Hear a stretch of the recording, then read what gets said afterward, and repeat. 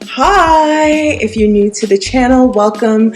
My name is SHANiA, and today I'm super excited because I'm going to be showing you how to make this super cute Milkmaid dress. This is a fitted Milkmaid dress. It's midi length. It has a slit in the front. It has a gathered bust, and then it has a tie string at the bust, and then the back has a zipper, and then it also has spaghetti straps. So this is actually going to be a two-part tutorial, and in the first part I'm going to be showing you how to make the sewing patterns that you'll need, and then in the second part I'm going to show you how to take your sewing patterns and transfer them over to your fabric and stitch them together so that you have this lovely dress. I am actually doing this video as part of a collaboration with Dossier. Dossier is a brand that reproduces classic high-end luxury scents for a fraction of the cost while still aiming to maintain high quality fragrances. So the price range for their scents is usually anything as low as $29 up to $59, whereas other designer scents range from $50 up to, let's say, $280. So it's definitely a bang for your buck with Dossier. And another great thing about Dossier is that each fragrance comes with a sample size, which gives you the freedom to explore the scents before committing to any scent. And then moreover, on top of it, if you try the sample size and you don't really like the scent, they have free unlimited returns. So as long as you don't open the bigger fragrance and you just test out the sample, you can return it and they will send you another fragrance or your money back. So as part of this collaboration, I am offering you my discount code, which is basically going to get you 30% off of your first order. So just check the link in the description box for that discount code. You guys forgive me here. I know that this is a bit out of focus, but you hopefully can see the general idea.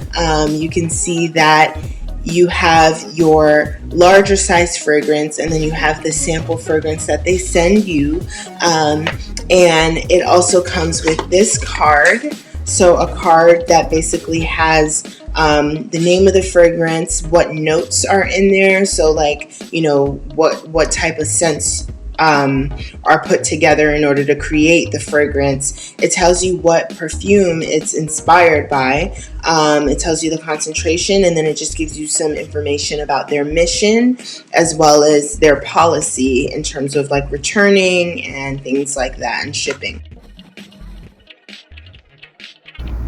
Alright, so I'm starting with my front and back torso block, which are available for download for free on my website.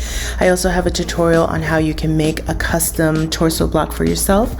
So I'm just tracing the upper part of the torso block, so basically from the shoulder all the way down to the waistline, aka the bodice of the torso block. So once I finish tracing that, then I trace the lower half, which is like from the waist to the bottom. And here I'm just showing you that I labeled my back bodice pattern. So all of the labels are there, and the same thing with my front bodice block pattern. I have all of the labels transferred.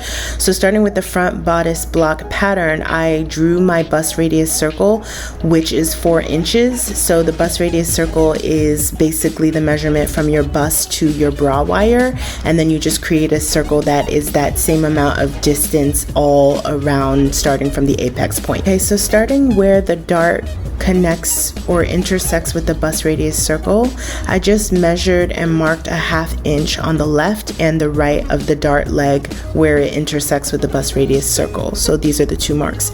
And then I just drew a line to connect each of those points to the apex point. And then from the bottom of those 2 new dart legs, I drew a line to connect each of those legs to the original dart legs where the waistline is. Okay, so when you're done, it should look something like this. And the next thing I did was I measured 1 inch up from the bust line, and then I made a mark on the center front line. So basically 1 inch up from the bust line on the center front line. And then to make my neckline, I made a diagonal line connecting to the armhole armhole. So just keep in mind that the steeper your diagonal line is, the more of your cleavage will be exposed. Alright, and then starting at the bust line along the center front line, I measured and marked 1.5 inches down below the bust line. And then I just drew a curved line to connect that mark to the bottom of the bust radius circle. Then from there, I just extended my neckline so that it actually hit the armhole. And then from the corner of the armhole, I measured and marked a 1/2 inch. And then I just blended the armhole down into that 1/2 inch mark to create a lower armhole. Okay, so then starting at the end of the bust line where the side seam line is, I just drew a curved line that connects down to the new dart leg. So it just looks something like this. You can use a curve ruler if you have one. If you don't, then you can just freehand. Then after that, I labeled my pattern with a CF to represent center front and then SF to represent side front. So I'm going to leave a diagram here of what you need to cut out.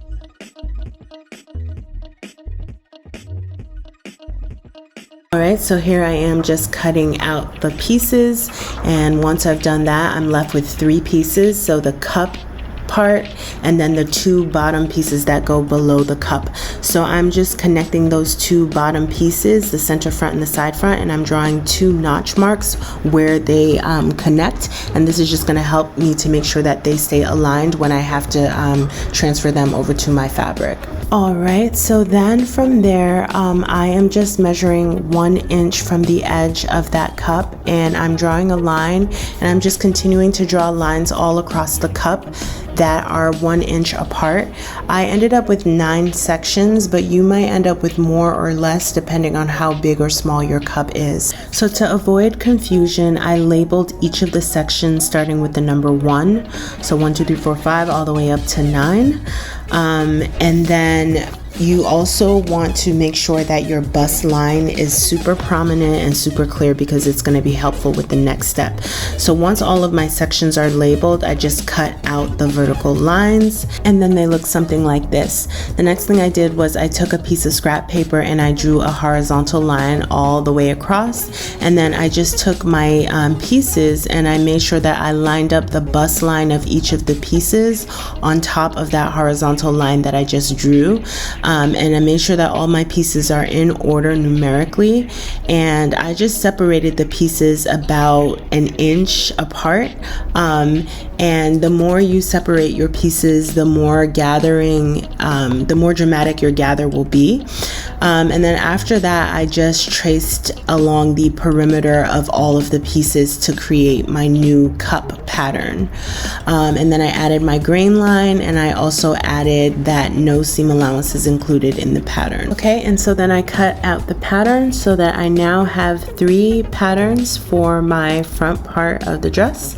And now for the back part of the dress, I'm taking my back bodice block and I'm just extending that center line that's in between the dart legs, just extending it all the way till it hits that chest line. And then from there, I'm just going to draw a new diagonal line that connects from the top of where the line hits the chest line all the way down to the bottom of the dart line. And it's not a major difference, but this is just a bit of contouring. Okay, and then to understand how high I wanted my back panel to start, I took my side front pattern and I just lined it up with the waistline of the back torso block, and then I saw that mine, the top of my side piece basically lines up with where the bust line is. So that means that starting from the bust line to the waistline, that's going to be the length of my back panel pieces. So here I've just left a diagram of where you should be cutting along the pattern. And these are my 2 pattern pieces after I cut them out. I put them together and created a notch mark so that I can make sure the 2 pieces are aligned when it's time to transfer them over to the fabric. Alright, so now it's time for us to make the bottom half of this dress. So I'm starting with the skirt block of my pattern. So from the waist to the hip, I'm measuring and I'm marking 27 inches. That's how long I want my dress to be.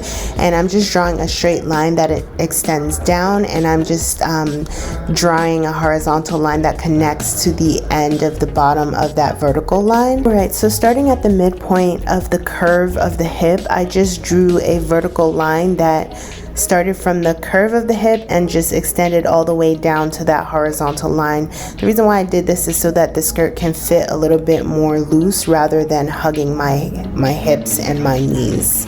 Then I extended that line that's in the middle of the dart. I extended it all the way to the bottom of the skirt pattern. The reason why I did this is because it'll help us to create two separate panels, and it'll also allow us to make the slit later on. I added my 2 notch marks to make sure that the pattern pieces stay aligned when they get transferred to the fabric. Alright, so here is a diagram of where you should be cutting.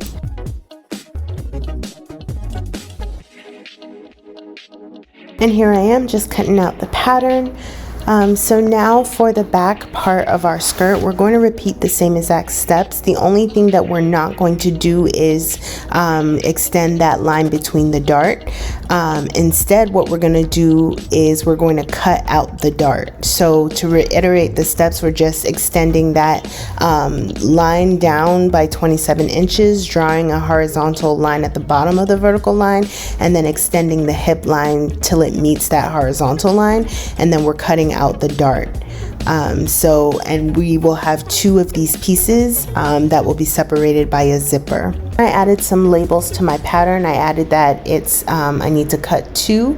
I need to flip one of the pieces. The seam allowance is not included, and I labeled the center back and the side back. And then these are the 2 or the 3 pattern pieces for the front. I added that I need to cut 2 pieces and flip 1 piece for the bust cup, and that I need to cut 2 pieces for the side front and flip one of those side front pieces, and then I need to cut that center front piece on fold, and I only need 1 of those pieces. And then for my back pieces, I only have 2 pieces. So one of the pieces is titled center back, cut 2 times, flip 1 of those pieces, seam allowance is not included, and then the other part of that piece is the side back SB, cut 2 pieces, flip 1 of them, and seam allowance is also not included. Thank you so much for watching this part 1 tutorial of how to make the sewing patterns for a Milkmaid dress. If you want to learn how you can take these sewing patterns and actually put them together to create your final dress, you should definitely head over to part 2, where I'll show you how to finalize your dress. Per usual, if you have any questions or concerns, or you just want to share some love, be sure to leave me some messages down below in the comment section. I can't wait to read what you guys have to say. If you're curious about the materials that I used for this tutorial, all of the materials are listed in my Amazon shop, and the link for my Amazon storefront is down below in the description box. And also in the description box is my discount code as part of my collaboration with Dossier. So definitely head over to their website and use that discount code and get you some fragrances, okay? Until next time, ciao.